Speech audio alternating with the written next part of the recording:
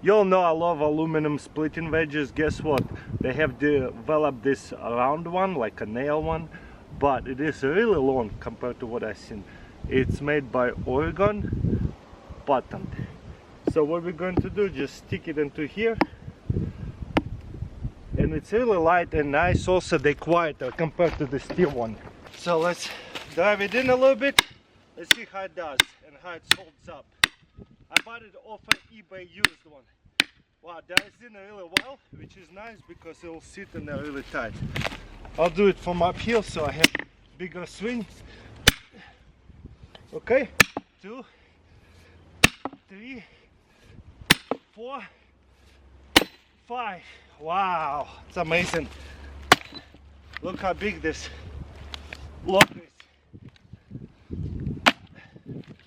Just small pieces. So if it can go through here easily, no problem. Once it's split in half, look how easy that is. Nice. And so on. But these bigger logs, no way. Oh, actually did it. Look at that. Easy. Okay, this log is even bigger. Look at that. That's where it starts from. Wow, and it's thicker too. So I see the crack right here, and kind of right here and right here. I'm gonna go with the crack into here. It's pretty ideal. Driving in really easy. Sometimes some of the splitting wedges is pretty hard to drive in because it's like a nail. It's pretty ideal driving pretty easily because it's like a nail. It drives in quite nice. So I want to put it in deep enough so it does not come off. Let's start. Driving in really nice. Wow, I see it cracking, I think. Yeah. This is the only nail shaped splitting wedge that is worse because it's so long. Look at that stubborn log. It's all the way in. Gotta help it out on this side.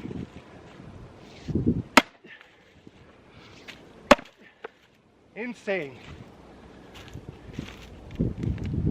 So yeah, if you're wondering, is it worth it? Definitely. Not too much damage, if anything, contents pretty good on the top. All those dents, somebody else did it. Very nice. Definitely recommend. Let's see if it's going to be splittable. Nice. Oh, even then, still hard. And this half I probably have to go with splitting wedge again, because look at that. Whew. This is why we split it with the splitting wedge. Just no way. It's just waste of energy. This side here by far the best light out there. So Benford, you pull this out, then just use your nail to take this up and unspin it, and then you're going to refill right here.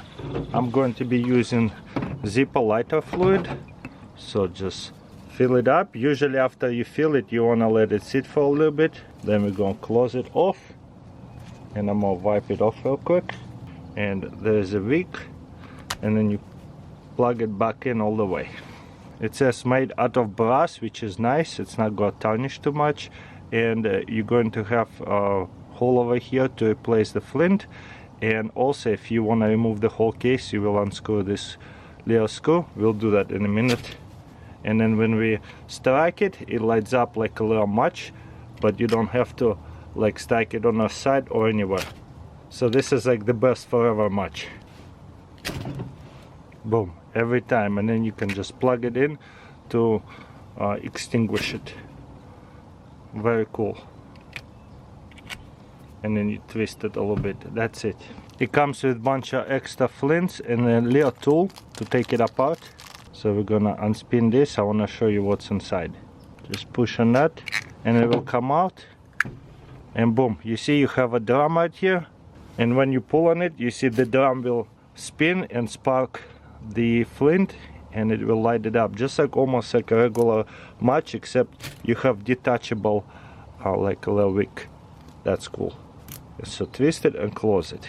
Once again, really easy to put it back in, plug it in and put the screw back in and screw it back on. Got it here, probably one of the most popular keychain flashlight or pocket flashlight. Check this out, look at that lamp, that's huge. And also, as you can see, it's a magnifying glass in here. Wow, rechargeable. Okay, looks like you press it, it's light up. Okay, double click. Ooh, different moods. Okay, has a memory mode. Press and hold. 3 moods. Cool. Looks like this is 700 lumens. Not bad for such a miniature flashlight. And there's the specifications for those people who care about that.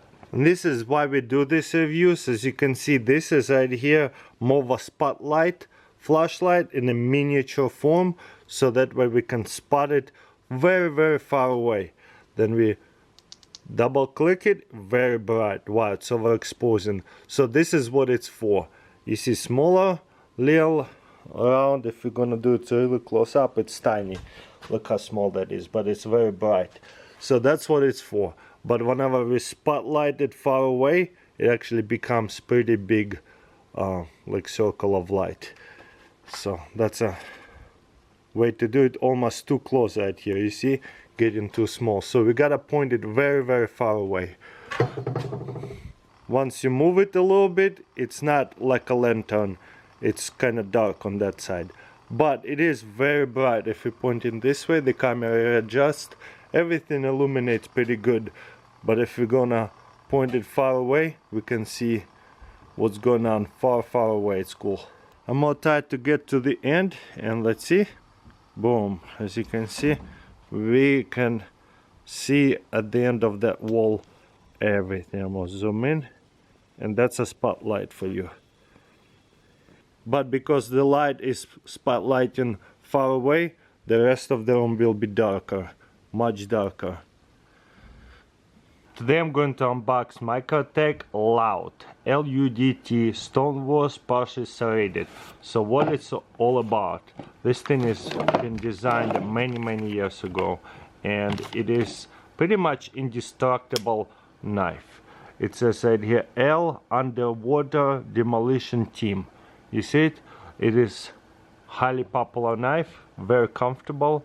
So I guess you can bring it scuba diving. It says underwater. Pretty cool. Okay, so there's a little dent.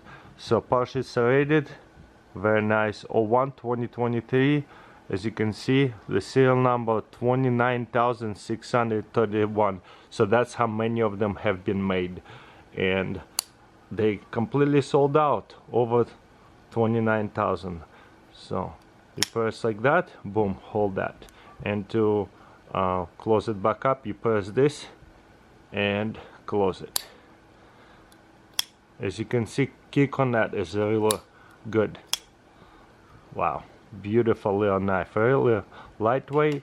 There's a clip, boom. Got it here, Texas Bushcraft Survival Kit. So you pull this out, and it's a little pouch out of leather, pretty cool. What we got here? So a bracelet and a striker. That's pretty cool. I think out of this whole fire starting kit, I think my favorite thing is actual pouch, because you can put your own things in there. Maybe not this one. I think the striker is kind of cool, but the bracelet is okay.